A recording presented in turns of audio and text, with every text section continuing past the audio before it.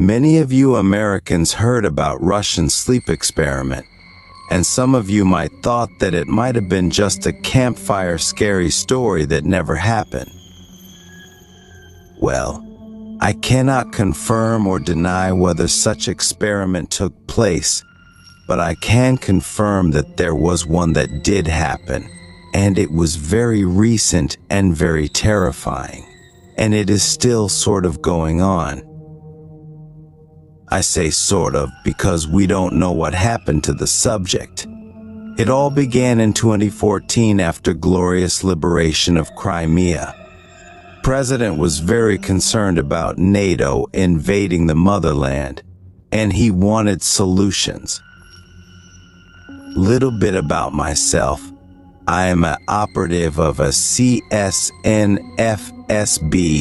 also known as Alpha. It's FSB Special Forces. I usually spend my time hunting down terrorists that threaten Russia. Enough about myself. ND Directorate of FSB offered a solution: a super soldier. There was a crazy scientist in the 3rd Directorate that said that he can make him an army of super soldiers that will defeat any threat. We all laughed at him at the time, calling him a universal soldier, but he insisted and was able to score a huge grant. I wish I knew what was coming so I could shoot him right in his forehead. But at the time of our country being threatened by NATO, our political leadership were willing to spend money on anything, especially if it meant winning wars. I was detailed as a security manager for this project. While I was in Moscow, I kept going to coordination meetings. They were top secret, only few people knew. Only the director, chief of FSB, and the president knew about it.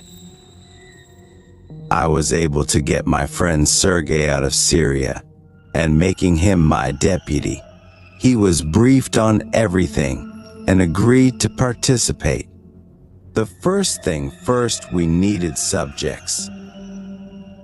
Of course, no one would want to volunteer for something like that. And plus, we couldn't ask for volunteers because the operation was inherently clandestine.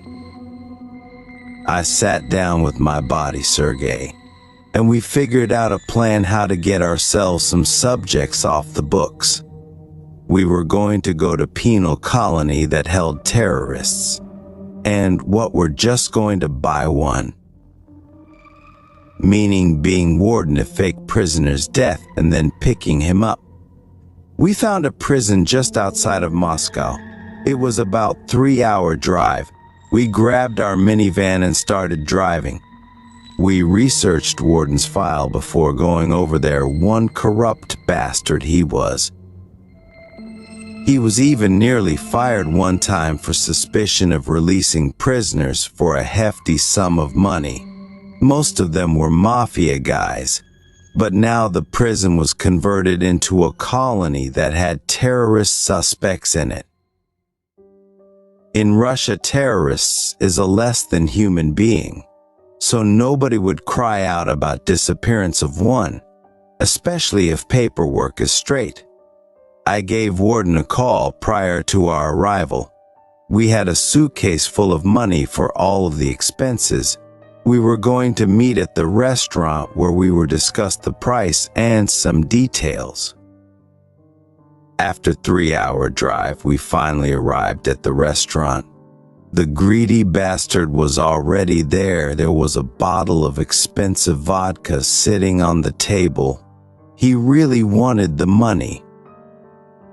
He was a man, and he's late 50s, bold and overweight. What early signs of cirrhosis? We started off talking about cars as he was a huge car enthusiast. He pointed his Bentley sitting outside, and he said he wanted another one. The warden got really drunk and accepted our proposal for $70. $30. 0.0000 less than we expected. Me and Sergey split the difference. He will make a nice present for wife. He told us about a one terrorist, but a suspect he wants to get rid of. He said that he's very influential on other prisoners, and he converted many prisoners into Islam. The warden didn't like that very much, as he told us he was devoted Orthodox Christian. He was about as Orthodox Christian as I was an extraterrestrial. We stayed in the hotel that night. It would take a couple of days for him to get things ready and pay off the right people to keep quiet, mainly in the coroner. The warden was supposed to call us. When it was all set, all we had to do is just come and pick him up. The coroner was going to roll him out after the prisoner got sedated, making it look like he died to the guards in case there's any questions later from his family or whatever. As far as they will know, he is already dead. Like I said, terrorists are not considered to be people in Russia. The next day we got a phone call. It was warden. He said that we need to meet the coroner at the back gate of the prison, where he would turn over prisoner to us. Everything went smooth. We simply drove up and picked the guy up. He was completely knocked out by whatever coroner gave him. He told us he should last about 2 to 3 hours. I called my boss to inform him that we got the package and that we are ready for the next phase. My boss emailed me a special pass that would get me through a gate of a secret FSB airfield. It was about 2-hour drive from where we were. We were to drive over there, load the subject, and escort them to a secret facility. The drive was uneventful, was knocked out the whole time. We drove up to the gate of the airfield. There was an FSB officer guarding it. I showed him the pass, and he let us through. There was an IL waiting for us on the tarmac. We were the only passengers. We rolled the guy inside the plane and tied him up to a bench. My boss didn't give me any more instructions, so we were assuming somebody was going to meet us on the other end. I gave him a call before we loaded, telling him that we were about to go. He just acknowledged it and hung up the phone. We didn't really know where we were going, but judging my plane, it was far, like really far. I walked over to a cockpit and asked the pilot if he knew where we were headed. He said we were going to city of Odakhny in Yakutia. If you don't know, it's ultra-remote area even for Russia, covered with northern forests and tundras. There was only one big city in Yakutia, and by big I mean maybe 300,000 people. Rest were small mining towns and temporary nomadic settlements. Yakutia is 3 times smaller than United States, but with 100 times less population, so you can imagine the vastness of this region. It was mostly unpopulated, and many places in Yakutia never seen a human being. Like I said before, Yakutia is mostly taiga or tundra. There is a beautiful river called Lena that runs through it. There is some mountains and volcanoes as well. We landed in Yakutsk International Airport. There was a van waiting for us right on the tarmac. To my surprise, the package didn't wake up the whole time. When we landed, he finally did. He started asking questions. "Where am I?" he asked. "Shut your mouth. You aren't allowed to talk," Sergey told him and smacked him in his head. The guy was terrified. He had no clue what is happening to him. He was just staring at the ramp of slowly coming down. "Where are you taking me?" he asked again. He looked like he was about to break down crying. Sergei hit him on the back of his head, knocking him out. "Damn it, Serega. Why did you do that? Now you'll have to carry him." I told him, okay, I will carry this piece of shit." Sergei picked him up on his shoulder and walked him to the van waiting for us outside. The driver had a blacked out glass between us and him, so we just offloaded the package and knocked on it, letting him know to get going. It was February in Yucatán, and it was absolutely freezing cold. It was so cold I started having icicles on my eyebrows after being outside for maybe 2 or 3 minutes. Luckily, it was nice and warm inside the van. Know how long the ride was going to be? The ride ended up being 8 hours. During 8 hours, the prisoner woke up. To be quite honest, I didn't see a hardcore terrorist. The warden said he was. I saw a terrified kid in his mid to 20s. I asked him what his name was. He said his name was Muhammad and that he's a native of Dagestan. He was snatched at night by Russian National Guard and thrown in jail. As he was talking, Sergei elbowed me in the stomach and reminded Muhammad not to speak. He had a point. We didn't know what was going to happen to this kid. Last thing you want to do is create some kind of an emotional attachment. We sat there quiet the whole time, wholly no cell phone signal, and we weren't given a satellite phone. It started to feel lonely and isolated. Finally, we arrived. It was about midday. Driver pulled up to some gate at the very end of a gravel road. He then turned around, facing the back door towards the gate so he doesn't see us.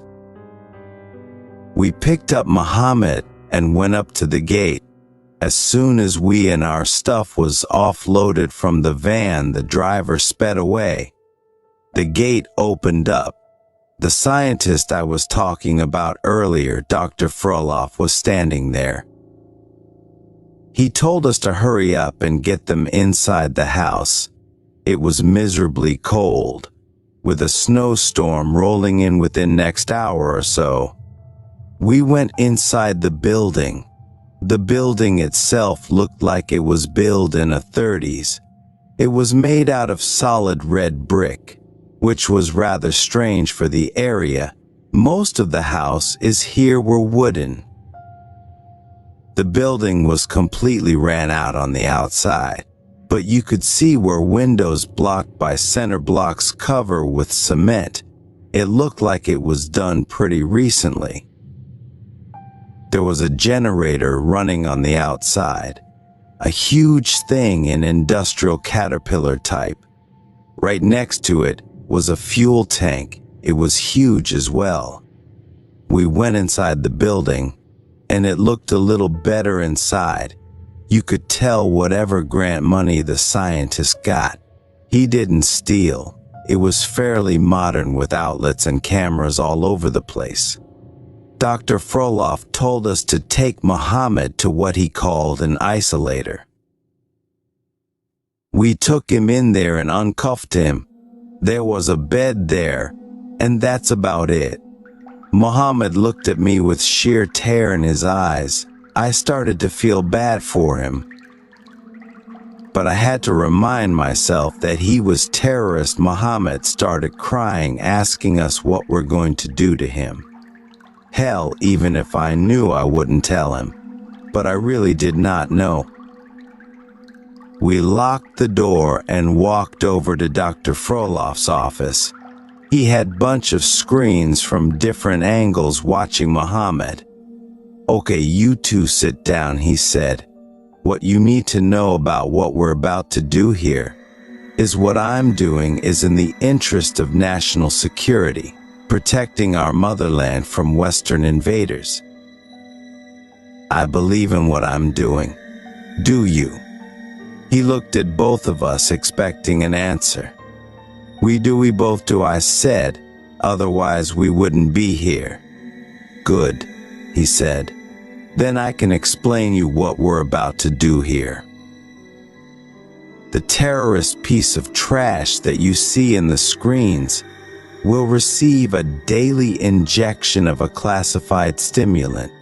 It will keep him up for days, maybe weeks, or maybe even longer. He will go through multiple stages of sleep deprivation. In about 2 to 3 weeks, I expect that his physical body dies. And then she will be reborn, but he will be different. I can program him to do things that no human can possibly do. Sure, I do that. I will CAT scan his brain. I need a good baseline for my research. Just so you remember, there's only 6 people know about this. The President, Chief of FSB, Chief of 3rd Directorate, and you two. Do you understand? I thought them. This guy makes me extremely uncomfortable, and everything he's about to do sounds pretty brutal. I told Dr. Frolov that I understand and will carry out whatever he needed. I also told him he won't have any issues with us. We're both professional FSB officers with years of combat experience. He nodded. Okay, we will start tomorrow morning. Let subject sleep tonight. It will be his last night. Somebody had to guard Mohammed, so me and Sergei decided to split 12-hour shifts. There was something off about this whole situation. He basically was going to kill the guy. There's no way a brain can survive that kind of abuse. And besides, this is some stuff Nazis used to do to Jewish people. And we do not like Nazis. My grandfather fought them and died while he was doing that. We will see where it goes. Mohammed peacefully slept on his bed. When it's 6:00 in the morning, Dr. Frolov woke me up and told him I need to help him with injecting the subject. He walked in a room. Mohammed was still sleeping. He told me to hold him down while he was injecting him with a stimulant. Mohammed tried to resist, but he was too scrawny and weak to do anything about it. He got injected. He kept asking what we injected him with. I just told him not to worry about it and that it was medicine. I went to sleep after I got relieved by Sergei. She was not in a good mood, and I was afraid he's going to start using physical violence against Mohammed.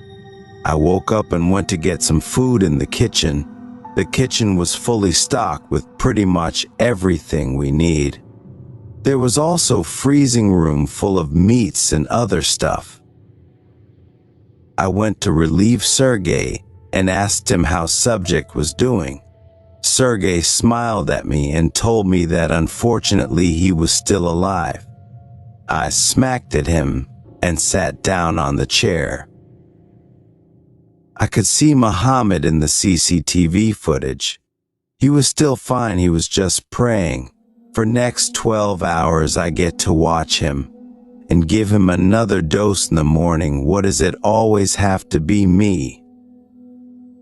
Prayed few more times, and then he just sat on the bed. I could tell through the camera that he was sobbing and crying and then praying again. I could only imagine what was going through his head. But I couldn't help him. Otherwise, I would end up in the room with him. She finally laid down, but he kept getting up. This stimulant started to work. He kept pacing back and forth, back and forth. He said down again. He got down on his knees and prayed some more. That went on for 12 hours of my shift. I finally got relieved by Sergei in the morning. To my surprise, I didn't have to administer the dose. Sergey was going to do that. I was just there for backup. Both Dr. Frolov and Sergey walked in a room. In Muhammad down, and then Jeff at him again. As they were walking away, Muhammad was just laying there on the floor crying. It was no terrorist. Just another kid that was just rolled up for no reason, just to show the government Russian National Guard is fighting terrorism. I was going to pay visit to Warden after this thing was over. There were plenty of hardcore terrorists in that prison. Why did have to give us this kid?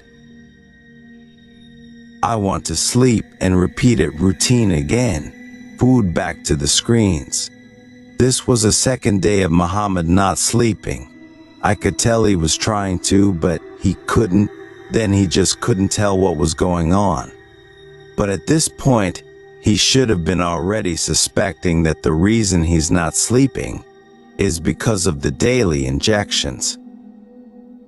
She kept doing the same thing, basing the room, and then getting on his knees to pray. What a strong man he is, I thought. I couldn't even imagine what I would do if I was in his shoes. But he was so calm and hopeful, and he kept asking God for forgiveness for whatever he did. It's almost like he knew that this was the end of him. Nothing special happened that night. I got relief by Sergey and I'm to bed. I didn't see Dr. Frolov and Sergey injecting him this time. Be quiet, Frank, I couldn't look at it. All I heard is Seam screaming again, begging for them to stop. During my next shift, I noticed was sitting there and talking to somebody. There was nobody in a room, just him. I figured he was having hallucinations. I had those myself a few times, but I never really went beyond those. Muhammad kept laying down trying to sleep, but he couldn't. He would get up again and get on his knees and pray. Then he finally lay down on the bed, and he finally laid on the bed and started moving his hands like he was touching something. Morning, the doctor had me escort him into the room to administer another injection. Muhammad didn't resist it. To my surprise, he just laid there. He didn't have any more energy. He gave up. I went back to sleep thinking about morality of what we're doing here. I even started crying, feeling bad for the kid. I woke up and I spent another 12 hours watching him. At this point, he was just standing there looking at the wall. You could tell he was going insane. Dr. Frollo finally walked in usually. He walked in and told me did not let him pray. Why not? I said, because I said so. And you don't ask me and you goddamn questions. You do as you're told. I was boiling inside from condescending attitude of this guy. I just wanted to pull out my gun and shoot him right in the face and let the kid go, but I swallowed it. But I let him pray anyways. Knowing that he's going to die, he needed to connect to God. But at this point, he wasn't praying anymore anyways. He just sat on the bed, rocking from side to side, crying, having conversation with somebody who is not there. It was brutal to watch. I couldn't believe I agreed to this. Next several nights, he just laid there without moving.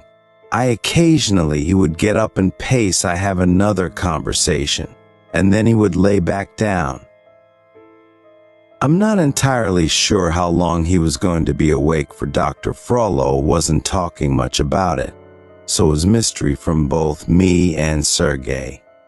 It's been over a week now, maybe about 11 days.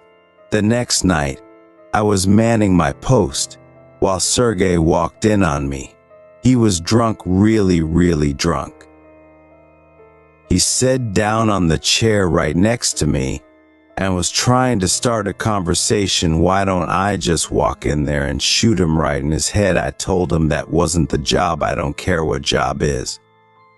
Why are we sitting here and watching this guy? It's people like him that used to kill my comrades in church. Now why should I let him live? I told him that he should go back to his room and go to sleep. He told me, listen, Commander, I don't want to be here anymore. I just want to go back home. So let's just go end it right now. Sergei then started crying. He kept saying, I need to go home. I just want to home. To be quite honest, it's been 2 weeks since we both saw sunlight. I didn't tell anything to Dr. Frolov, but literally next day he had us switch shifts. I was now up with him during a day, which I didn't really like, because I didn't like him at all. At this point, Muhammad wasn't even responsive. He wasn't eating his food. You could tell that his body began to shut down. He was just laying there on the bed and talking. I couldn't really understand what he was saying. He was speaking a language I never heard before. I thought it was a local Dagestani language called Avar, but it was not that. Well, after all, it's been 2 weeks of him not sleeping, so he is probably matching words and letters. So maybe that what was happening. In about 3 days, he stopped moving. Dr. Frolov was pacing back and forth, looking at him. I think he is dead. Doctor, he is not dead. He is undergoing transformation now. We administered another dose. His eyes were open, but doctor checked his vitals, and he was still alive. He detected a faint heartbeat that went on for a few more days. I lost count, to be perfectly honest. He was laying there motionless. The stimulant was not doing anything anymore. He visibly lost at least 20 kilograms at that point, and he looked like a skeleton. But somehow he was still alive. Next day, me and doctor went in to do another dose. I wasn't pinning him down anymore. A sit was pointless. Suddenly, Muhammad grabbed doctor's hand. Dr. Frolov screamed from pain. Muhammad was just laying there looking at him with his eyes wide open, and then he looked at me with the creepiest smile I ever saw.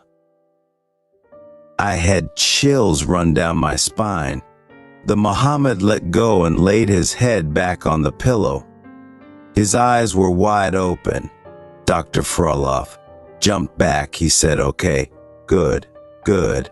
It was earlier than I thought. He walked out without giving a dose. He walked out of the room and showed me his wrist. It was completely blue and bruised up, like a RoboCop squeezed his wrist for about an hour. Doctor was in pain, but I kind of felt good on the inside. Finally, he got what he deserved. He sat on the chair and swallowed some painkillers. He told me he was going to lay down. I told him, okay, just as long you are not in my sight. I sat back down and kept watching him. He was laying on the bed completely motionless. He was gone in a vegetable state. I was thinking his brain is dead. It's just a body now. That went on for another 2 weeks. Muhammad was soiling himself as he was laying there, and his bodily function also stopping. It looked absolutely horrific. I just stopped paying attention to the cameras, and I was just sitting there reading some books that I bought while visiting Warden. One day, I looked up, and I saw Muhammad standing in the center of the room and looking straight at me. What the hell? I got up and called Dr. Frolov. He walked in, and his eyes opened wide. It's here. It's finally here. He pressed a microphone button to talk to him. What's your name? He asked him. He didn't respond, he just turned his head to the side like he was trying to get a better look. Mohammed started smiling, but in the most evil way possible. Are you Mohammed? He asked. Mohammed just kept staring. I am your master now, Frolov said. Do you understand that? He just stood there still. You will do what I tell you to do. Do you understand? Again, he just kept smiling in the camera. I noticed that he was not even standing. His feet were off the floor. He was levitating. Oh, Jesus, what is this? I said out loud. Dr. Frolov was not moving, just kept staring at him. Finally, he said, he is not listening. He's supposed to listen. Doctor started pacing. Mohammed was still just standing there. Then he started talking. Hello, doctor, he said. His voice was different. It was deep and raspy. Frolov started walking backwards until he hit the wall. I am here, like you wanted, Mohammed said. Who are you? Frolov replied. I don't know, doctor. Maybe you should. Maybe you can tell me who I am. He continued, maybe the better question here is who you are. Are you a Dr. Frolov, or just an average pedophile? Frolov started to get nervous. What? I said. What is he talking about? He is playing with us, Frolov said. He is trying to get inside our heads. Doctor, you need to tell me what is going on here. I don't know. I don't know. Frolov started kicking and screaming. Sergei woke up and ran into the room to see what was happening. Dr. Frolov fell on his butt and started screaming and kicking. Mohammed just stood there. Hello, Sergei, he said. Sergei looked up at me in anger. Why did you tell him my name? I didn't. Sergei pulled out a gun and pointed at me. I always knew you were a terrorist lover. He said, put the gun down now, Lieutenant, I told him. He looked at Frolov and slowly put the gun away. Sergei, do you remember how your daddy died? Ha ha ha ha, Mohammed said. Sergei's eyes filled with rage. That's it, I'm ending him. He started walking. I yelled at him, yelling him to stop or I am going to shoot him myself for disobeying an order of a superior officer. That made him stop. He was in pain. Your poor daddy, ha ha ha. And you were so little and helpless, ha ha ha. I told Sergei to leave. He kept looking at the screen and his face was turning red. Sergei, leave and wait outside, I told him. He complied and left. Frolov was paralyzed by fear. Something inside of me was telling me, Ro, talk to him. I pressed a microphone button. Mohammed, is it you? I asked him. He just stood there smiling. Dr. Frolov was just laying there crying and mumbling something. I told Dr. Frolov that he needs to do something. He needs to put himself together. After all, he was the one that created this situation. But he was paralyzed. He was just frantically moving and mumbling something. Dr. Frolov, get up and do something. Mohammed started talking again.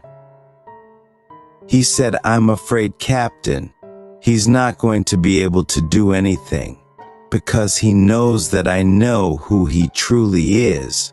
Would you like me to tell you who he truly is? As you said that Dr. Frollo started screaming. I didn't want to do that. He screamed out. Muhammad started singing. It sounded super creepy. It was old song from a Soviet cartoon, my favorite cartoon from my childhood. I looked at Muhammad, and he looked at me again. Just remember, Captain, you have summoned me here, and now you're scared. You people are really pathetic. You have no courage, no morals, no honor. Sergei walked back into the building and stepped into the conversation. Muhammad said, "Oh, hello, Sergei. How was your break? I hope I didn't cause any painful memories to come back from your daddy's death." Said you never talked about his dad's death. All I know that he was an officer in Russian army, and he died while fighting in Chechnya in mid-90s. Sergei wasn't listening this time. He walked straight into the Muhammad's room, erased his gun, and shot him right in the head. It was so fast I didn't even have time to say anything. But Muhammad didn't fall down. He just looked at Sergei as blood was dripping down on his eyes. Then he moved so fast, grabbing Sergei by his throat and pinning him against the wall. Sergei was a big guy. I have no idea how Muhammad had so much strength. It was almost unhuman. But after everything I heard him say, and do I realize that he was not human anymore, he was something else. As he had a pinned against the wall, started talking to Sergei, but in a different voice. It sounded like the voice of an older man. Sergei, I will be back, okay? Don't worry about me then." His voice changed again. "That's what your daddy told you, right? Oh, that was a lie. He died like a useless sack that he was, killing innocent people." I looked at Frolov again. He was completely gone. He was just staring out in a distance, completely spaced out. I realized that he created something he couldn't control. I pulled my gun out and put it to his forehead. "You need to tell me what the hell that thing is." "Demon, it's a demon." I summoned the demon. I thought I could control him. There's an ancient way to do that, but it didn't work. You need to ask him his name. He has to tell you his name. I turned towards the microphone. "What is your name, demon? Tell me your name." Muhammad started laughing. "You people watch too many movies. I don't to tell you anything." He still had Sergei bend against the wall with just his right hand. Sergei was paralyzed by fear. "Demon, what do you want?" I asked. "What's with the insults? Stop calling me names. Demon, devil, evil. Let's look at the facts here. What evil have I ever done? You have grabbed an innocent person who was falsely accused of terrorism, kept him up for a month, which killed the poor guy's body. Can you summon me? And now you ask me what do I want? You're afraid of me. The question here is, what do you want?" Doctor curled up on the floor and started crying.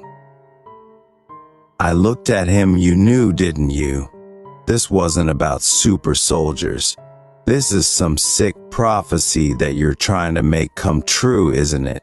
You piece of shit." Frolov started crying even harder. I had to do it. God spoke to me and told me to do it. I didn't want any of this. Muhammad started laughing again. "God told you to do it. Are you sure it was God, doctor? Do you think God would talk to you after what you've done? But you know who would? Me, because you cannot walk earth after what you've done. The souls of those that you harmed, asked me to tell you to summon me so you can pay the price for all I've started hysterically crying and screaming and begging for mercy. I'm sorry, I'm sorry, I'm sorry. I thought God forgive me. I was utterly confused but what was going on. What is he talking about? I asked him. Muhammad interfered. Oh, he will not tell you. Otherwise you will shoot him right in his head. But I will. The doctor here, not a doctor. He is a murderer and a molester, with so much blood on his hands that adult Hitler himself is rolling in his grave. Experimenting with CHECHEN kids was his favorite thing. 15 kids vanished in his custody. Kids that he was supposed to take care of as their parents were killed by Russian army. But Doctor here did unspeakable things to them. So here I am. I have a little proposition for you, Captain. Your friend here is going to die unless you hand me the doctor and leave. Frolov is it true? He just kept crying. He was also gone. How does that sound, Captain? This time I remember everything Frolov was doing to Muhammad and how he treated people around him. I would like to say that I had some kind of reservations about the decision I was about to make, but Sergei was far more important to me than this guy. I told Frolov to get up. He wouldn't listen. I then grabbed his feet and started dragging him towards Muhammad's room. Muhammad let Sergei's neck go. He was unconscious. Now open the door, Captain. I opened the door and dragged Frolov in there. He was screaming and kicking and crying. As soon as I dragged them in, Muhammad zipped towards him so fast that I couldn't even see him. He already had them, but his neck bent against the wall. Now grab your friend, and remember, Captain, bad deeds do not go unpunished. Muhammad's smile was gone. I took a closer look at his face. You could tell Muhammad's body was dead. He was having first signs of body decomposition that I couldn't see in a camera before. Blood was slowly gashing from the gunshot by Sergei. It was absolutely horrific, but I pulled Sergei out of the room and closed the door. I looked away from the cameras. I didn't want to see what was going to happen in there. Sergei finally woke up. I told him to get up and I told him that we need to run. We ran outside. There was a snow blizzard coming down hard. We jumped into minivan parked outside. Keys were in there.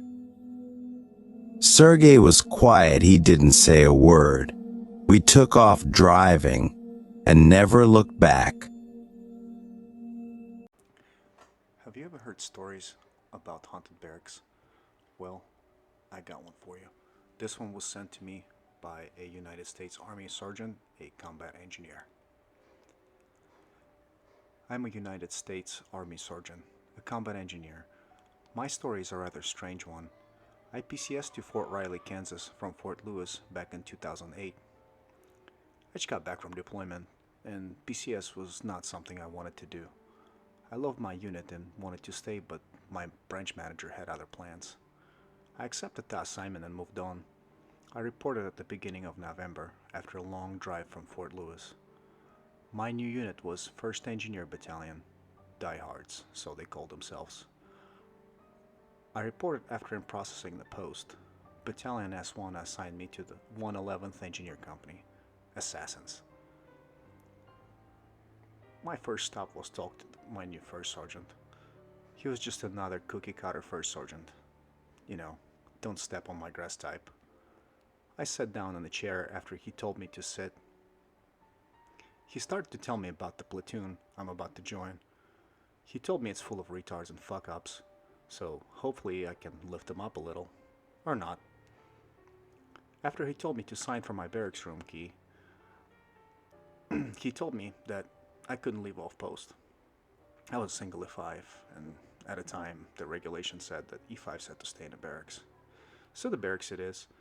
As he was telling me about the barracks situation, he told me that they had a soldier killing himself in his barracks room, and my room is right next to it. Then he said, I don't think there are any ghosts in there, you know, in case you're into that kind of stuff. His stuff is still there being inventoried before it gets sent back to his parents, so don't worry about it if you see any CID agents. While I was processing, I chose not to stay. While I wasn't processing, I chose not to stay in the barracks. I just got a hotel room in Junction City, Economy Inn, right off the highway. Well, I still had the night left, and I didn't even step in the barracks room that night. I was told that there's a training tomorrow, so I just got my gear ready and ate some KFC while watching a movie. I didn't have much stuff, just my gear and some clothes, all fit in my small Mitsubishi. In the morning, around 05, I checked out of my hotel and went to the barracks for a morning formation. It was Thursday, so in the Army it usually means sergeant's time training, just a day where you go and do some training. Being a combat engineer, it meant looking for some roadside bombs. That's what I did my first day at my new unit. Compared to my previous striker unit, things seemed chaotic and unorganized, and First Sergeant wasn't kidding about my platoon. We got done with training at around 1800. I went back to my room after swinging by PX to get some linen and pillows. Only thing I had was my laptop and some clothes, along with a little portable DVD player that I brought for me from Iraq. I had a huge collection of bootleg movies that I bought while I was deployed, and I spent my night watching some of them. I couldn't really sleep, this whole Fort Riley thing sucked, I thought to myself. Suddenly, I heard banging on the wall. It was kinda hard. I jumped off my bed and turned on the lights. What the fuck? I laid back down. Maybe some guys are having a wrestling match after a couple of drinks, but I didn't hear any voices. I laid back down and went to sleep. I had a family living in Colorado, about 7-hour drive from Fort Riley, and I decided to go there on the weekend, just to get away from excitement of Kansas. I spent a weekend hanging out with my family and drove back to Fort Riley on Sunday. I got back late at night. Everyone in the barracks was already asleep. It was already about 2 in the morning. I was shuffling some of my stuff from my car to my room. I was going through where CQ was sitting. The poor dude was zoning in and out. I was on the second floor when I hit the stairwell. I heard footsteps behind me. I didn't even look because I thought the CQ runner was doing his walkthrough, but when I turned to open the door, I saw that there was no one there. Again, I didn't think anything of it. Maybe just an echo. I was pretty tired after all. The next day, there was usual Army Monday bullshit. PT following some motor pool maintenance. I spent all day fixing busted M113. It's like a little track that was popular in the 60s. I had dinner at DFAC and went back to my room to take a shower. I saw one of the guys living near me walk into his room. I asked him what the hell were people doing here on Thursday night. My room was located at the very end of the hallway. It was the second before last room. The noises were coming from the last room. The guy told me that no one lives there because that's where the soldier committed suicide. Damn, I thought. Then what was all that noise coming from? Well, maybe I was just tired and hear shit. I crashed on my bed, dead tired after a long day outside in the cold. I pulled out my DVD player and was watching some horrible movie. I couldn't sleep again, so I just kept watching more horrible movies. Things started to get quiet in the barracks as everyone started to go to sleep. It was 01 when I started to hear voices coming out of the room that was supposed to be empty. It sounded like someone was talking on the phone. It was quite inaudible at first, until I heard screaming, "You fucking bitch!" I again jumped out of the bed. I put on my slippers and walked out in the hallway. I went to the room and banged on the door. I started to think someone was fucking with me. No one responded. I banged on the door again, harder this time. Door behind me opened and a soldier poked his head out. A soldier was curious what I was doing with all that noise. I asked him if he heard anything. He said no, he just woke up. I went back to bed. Next day wasn't anything special. We basically hung out at the company area and I was just meeting everybody. I started to get along with a couple of other NCOs. I started asking questions about the room right next to me. They all seemed hesitant to speak about it because there was still an active investigation going on, and people were getting interviewed by CID left and right. But if NCOs didn't talk, I knew who would.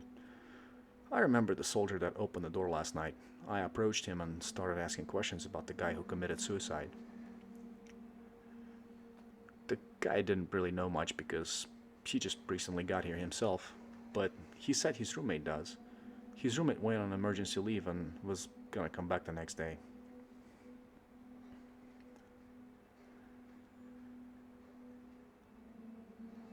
I repeated the same evening routine by going to DFAC and then heading to my barracks room. I bought some beers at class 6. Yeah, I know what day of the week it is. Sorry that you disapprove. I had 2 or 3 beers that night. I haven't heard anything this time. I just ended up passing out. I had to get up to go to the bathroom. I looked at my watch. It said it was about 02:45. 2:45 a.m. for you civilian types. The bathroom right next to me was small, and as soon as you walk in, to your left there were 2 sinks and the shower. To the right there were 2 toilets and a urinal. I used the urinal and stepped over to the sink to wash my hands.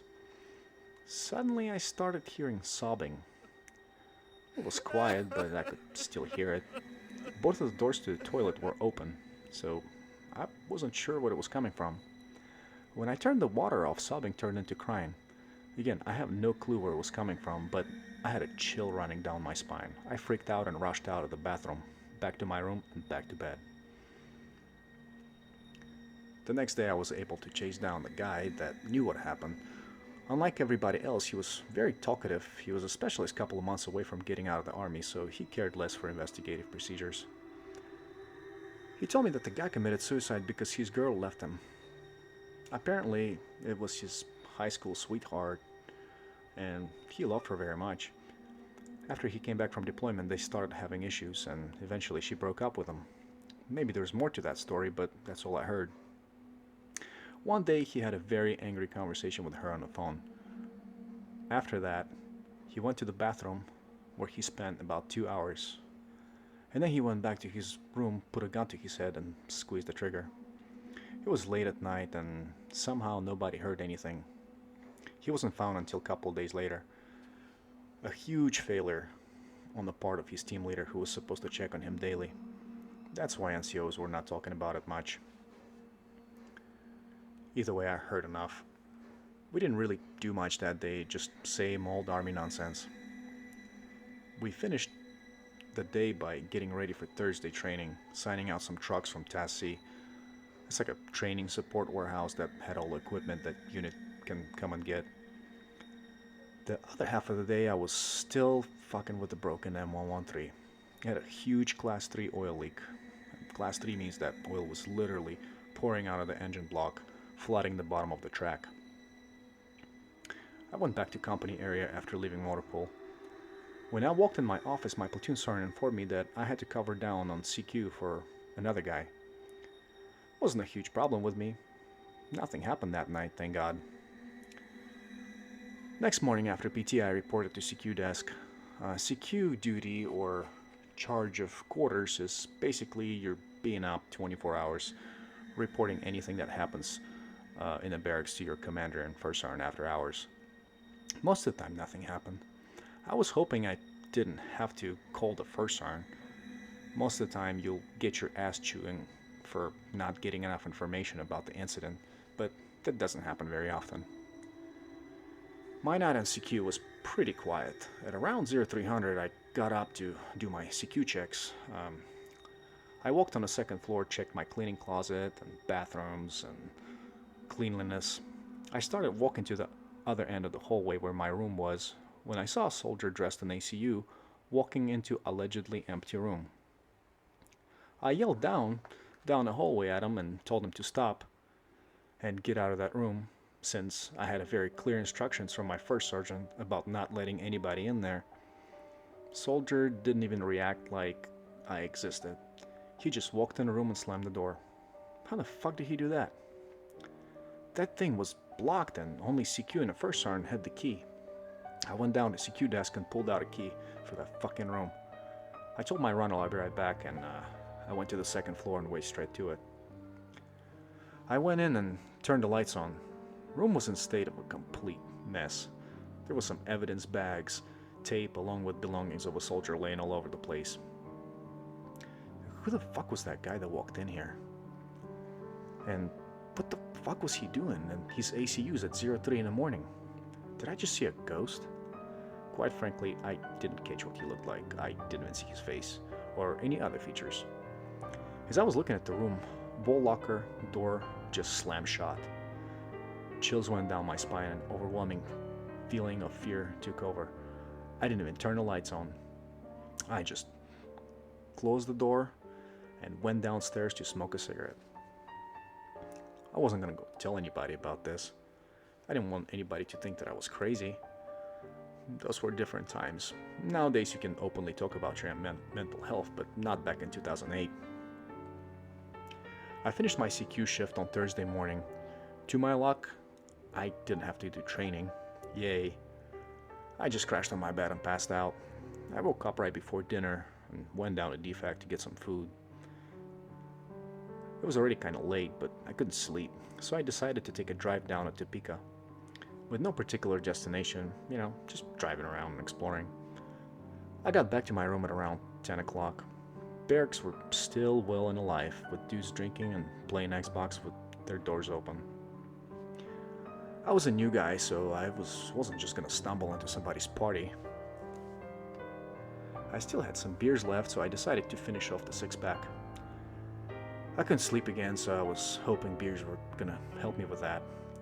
I pulled out my DVD player and started watching the movie called Rise of a Foot Soldier. It was a really good movie, and I got fully consumed by it. It was 0100 when I heard a gunshot from inside the barracks. I jumped out of the bed and ran outside the hallway. I looked around and it was empty. No one else woke up. It was dead and empty. I walked down the hallway and I heard that somebody was still playing Xbox. I knocked on the door. Soldier answered. I asked him if he heard anything. He said no.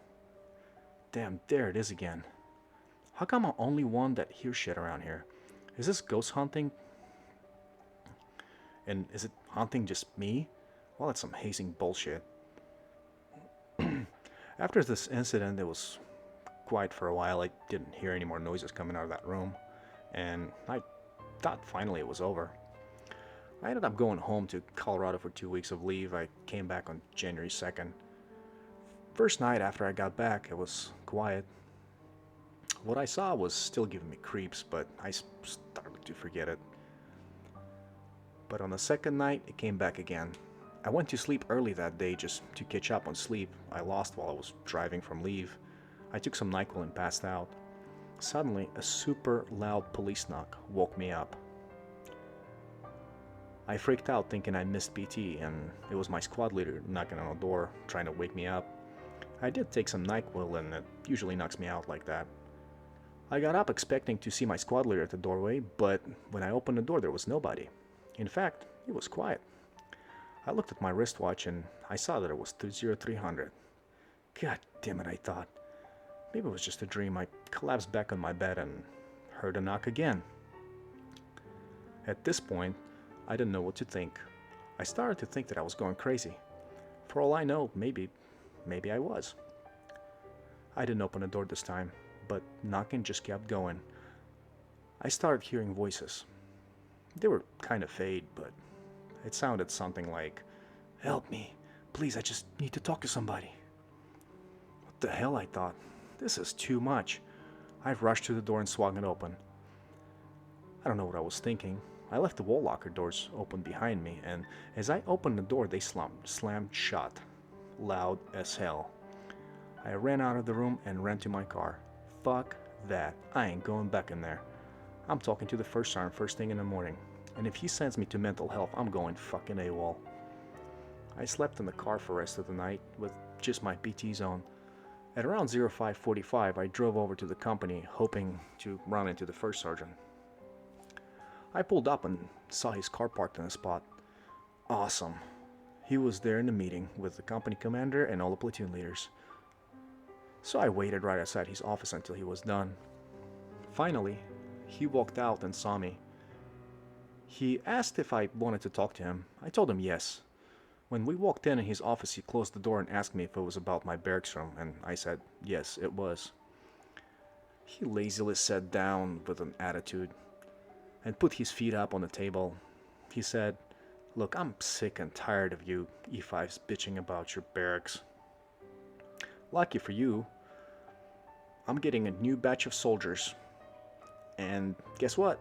There's no barracks rooms for you guys. So, in 2 weeks, you're to leave the barracks and go find off-post apartments. I know you don't have basic allowance for housing yet, but, or also known as BH, it's like a housing allowance that Army pays you if you live off-post. But he told me it kicks in on February 1st, but we can take an advance to cover any moving expenses." I was in a bit of a shock, but super happy on the inside. I was about to come over the table and give that bastard a kiss on the forehead. I guess he's not that much of an asshole after all. After PT, I went off to my room and emptied out. I had some money from my deployment, which I used to pay for a first available apartment in Manhattan, Kansas. Small Kansas college town, home of Kansas State University, about 20 minutes from Fort Riley. I was glad to get the fuck out of those barracks. They still give me creeps, and I feel awful for old soldiers that have to live there. To my surprise, I didn't hear anything about the room anymore. Once his stuff was all gone, all the paranormal activity seemed to stop. Maybe he attached himself to objects that were still in his room. Either way, I'm glad it's over. Have you ever heard of Joint Special Operations Command? I hope you didn't, because I'm a member of a special mission unit that is supposed to be super secret. It's so secret that they make movies and show about us. Anyways, I am part of Combat Application Group, also known as Delta Force, or Operational Detachment Delta, or, well, you know where I'm going with this. My story began in 1998 when I joined the Army. I kept getting in trouble as a teenager, so my parents were happy that I finally chose something that will give me a structured environment and discipline. I joined as 11 Bravo infantryman. When I went to basic training and got out of the bus, I was attacked by a horde of drill sergeants. At that point, I realized that I might have made a mistake. Have you ever watched The Jarhead? Great movie, I recommend it. There's a scene in there where drill instructor yells at the Marine recruit, asking him, "What the fuck are you even doing here?" And he responds with, "I got lost on my way to college, sir." Well, that was me. I kept trying to think of ways to get the fuck out, but deep enough inside into basic training and AIT, I decided to give it a chance. I was never really good with listening to others. There was a teen rebel spirit well alive inside of me that needed to get beaten out.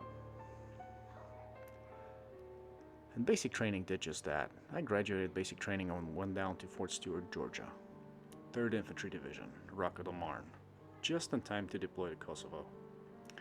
Kosovo was a peacekeeping mission with occasional construction projects. Nothing really memorable about this deployment. I came back to Fort Stewart at the end of 1999, and the division was gearing up to go back. I spent time fucking off with my unit until a buddy of mine dragged me to Special Forces recruiting brief. The recruiter showed us the awesome video and told us how laid back things were in Special Forces compared to regular Army. Well, let's just say I was sold. Now all I had to do is to get to rank of corporal or specialist, and I can get orders to Fort Bragg to attend Special Forces selection. I was a PFC at a time with 15 months in service, and I quickly got squared away and began doing a lot of PT.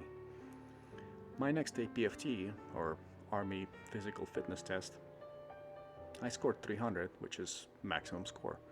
I was immediately put on a waiver for promotion to specialist. Little did my unit know, the day I got pinned, I went down to see a special forces recruiter. They had me take a PT test again, and a week later I had my orders on hand to go to Fort Bragg. My leadership was skeptical that I can make it through, knowing my rambunctious nature, but I was good to go. Special forces fit my needs of fucking off and shooting people in the face. At least that was my idea of it. I kept having an image of me walking into my company office with a green beret while having my hands in my pockets, telling everybody trying to correct me to fuck off. But there was a price to pay for being able to do that. I flew to Fayetteville, North Carolina in summer 2000.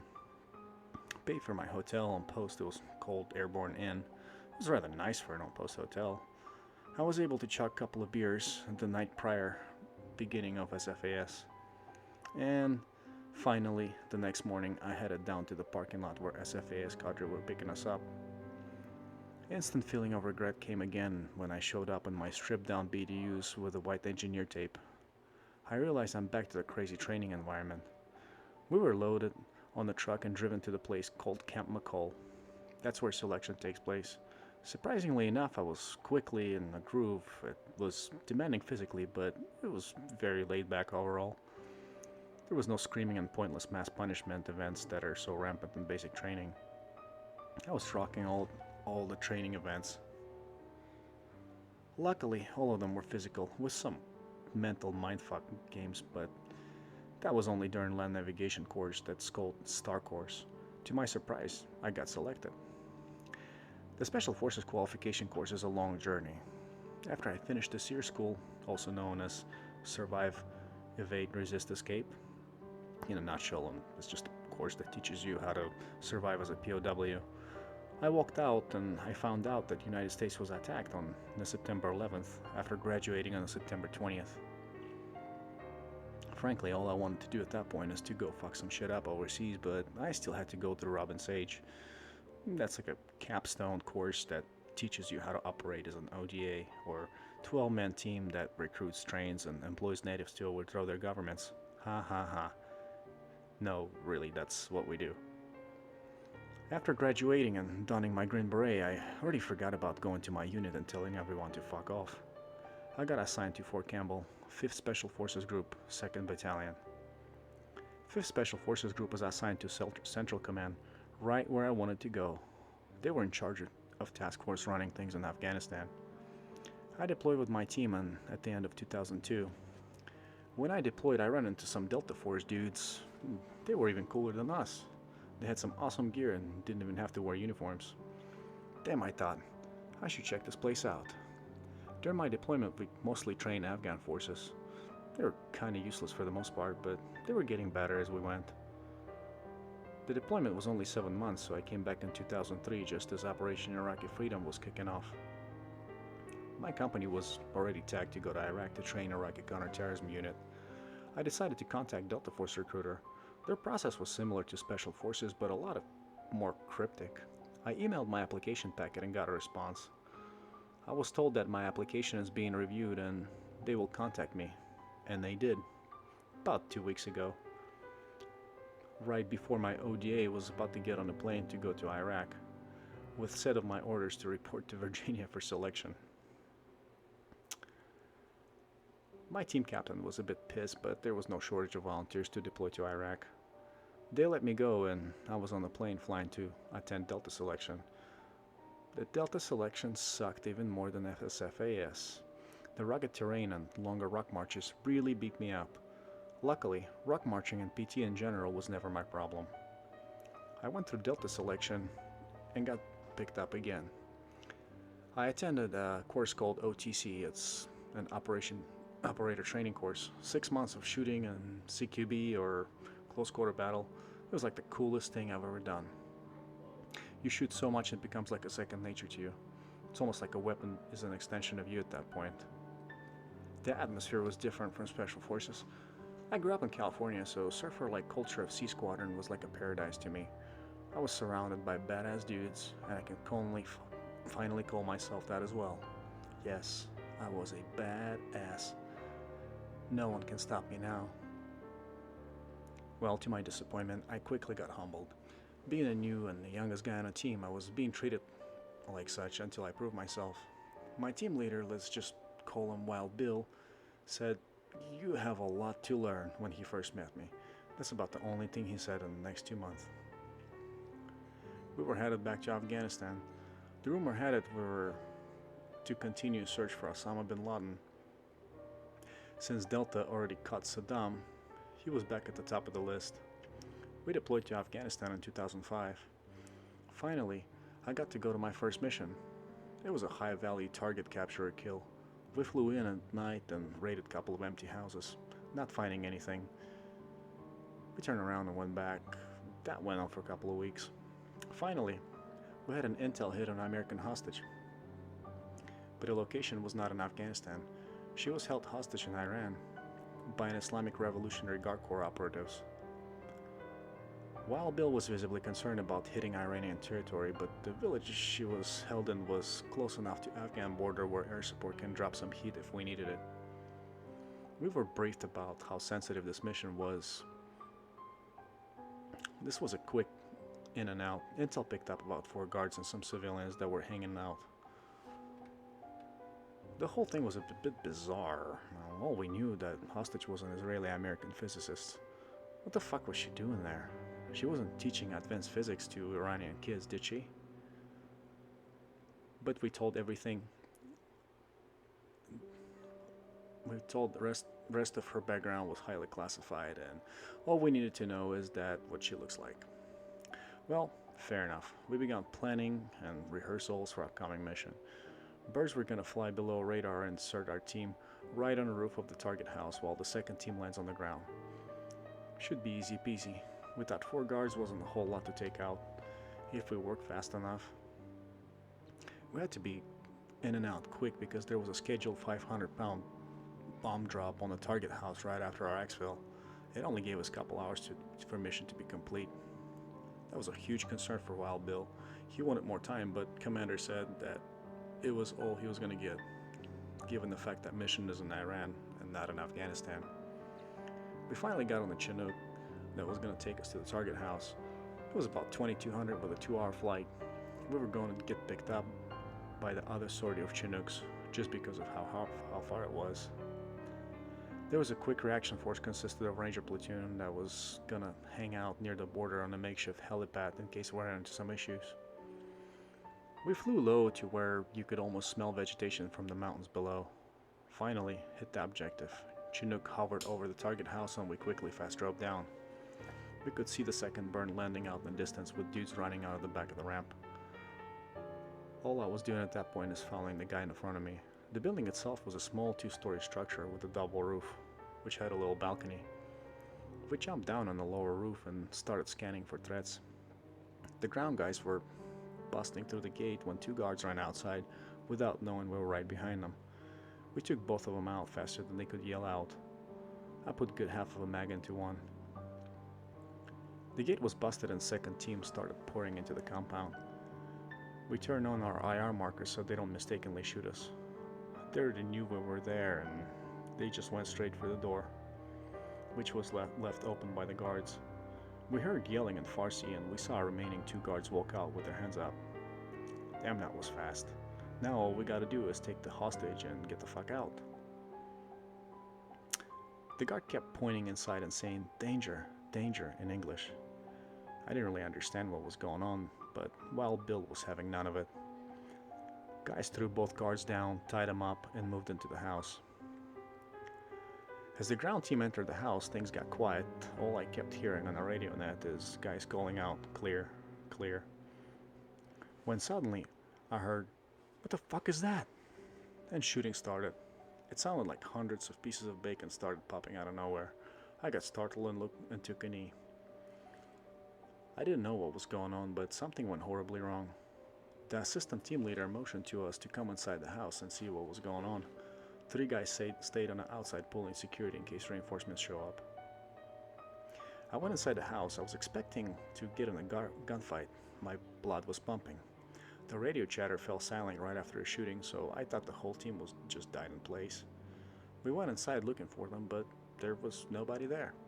There was not even a sign of them. There was no breasts on the floor, no bodies. It was like they never went inside. We were trying to move tactically in a stack, clearing one room after another. There was a basement in that house, but the point man wasn't able to find it. Now finally, there was only one door left. The house was kind of cold and dark inside. There was very little light, just a small light bulb in the hallway. Suddenly we started hearing voices, but it was like they were coming from everywhere, like right next to us. We all stopped in shock. What the fuck? It felt like we were tripping on mushrooms. I started seeing waves of light that I wouldn't be able to see with the naked eye. Things started to slow down, including voices of my teammates. I dropped my M4 making a loud noise. Luckily it was unsafe so it didn't fire. Voices were getting closer and closer and I started to recognize my teammates' voices. I heard Wild Bill talking, and as he was talking I started to see him. He was in the larger room attending to some woman laying on the floor. He yelled at me, "Get the fuck up and help!" I quickly jumped on my feet and walked towards him. I couldn't believe it was real. I touched him just to make sure it was real. He lashed out, "Get your fucking hands off me, you weirdo! Help me get her up!" We got her up and walked out. The whole time, helping him move the woman, all I thought that I had gone insane, but so was the rest of my teammates. They were all in the same state of mind. My buddy's eyes were wide open as he was looking at the members of the missing team. I asked Bill, "You guys didn't see that?" He replied, "See what? All I saw was 2 more guards that we had to smoke. Intel fucked it up again. We almost got killed, but yeah, that was crazy." As we walked out, 2 Chinooks flew in to pick us up. It felt surreal. We got everyone on a bird and left 2 captured guards tied up in the front yard of the house. I don't know what it was, but maybe there was some kind of disturbance of space and time in that place, but I'm glad it turned out okay, and we didn't get stuck in some void for the rest of our lives.